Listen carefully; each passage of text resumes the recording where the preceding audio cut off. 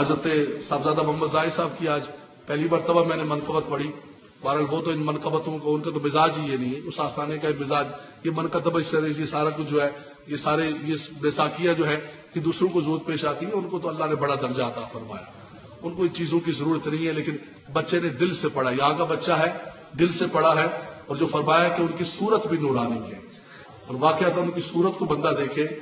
آپ یقین کیجئے میں ممبر پہ بیٹھا ہوں، خلیفہ صاحب بیٹھے ہوئے، مجھے پٹھواری زبان زندگی کے اندر نہ کبھی میں نے بولی، زندگی کے اندر نہ مجھے بولنے آتی تھی.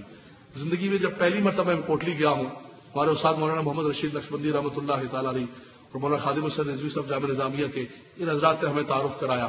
تو صاحب اتنا خوبصورت بولتے، ایسا لگتا تھا کہ موتی جڑتے. خدا کے گھر میں بیٹھا ہوں.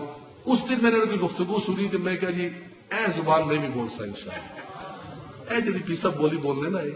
تو بحمداللہ تبارک و تعالیٰ ان کی شکل بھی نورانی، اللہ نے ان کو برکتیں عطا فرمائی. وہ بولتے ہیں تو ایسا لگتا ہے کہ موتی جڑ رہے ہیں. اور اس وقت اپنے خاندان کا اور اپنے آستانے کا اور گلہار شریف کو جس طرح وہ چلا رہے ہیں، اور بحمداللہ تبارک و تعالیٰ اپنے بزرگوں کے اس وراثت کو، اس محبت کو، اس اخلاق کو، اس علم کو، اس نورانیت کو جس طرح تقسیم کر رہے ہیں، شاید کوئی اور سمجھے نہ سمجھے، اہل علم اس کو بغور جانتے اور سمجھتے ہیں.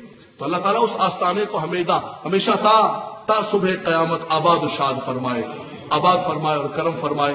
وہ گلہار ہے، وہاں گل ہے، پھول ہے، گلستان ہے، چمدستان ہے، اسی طرح آباد و شاد رکھے.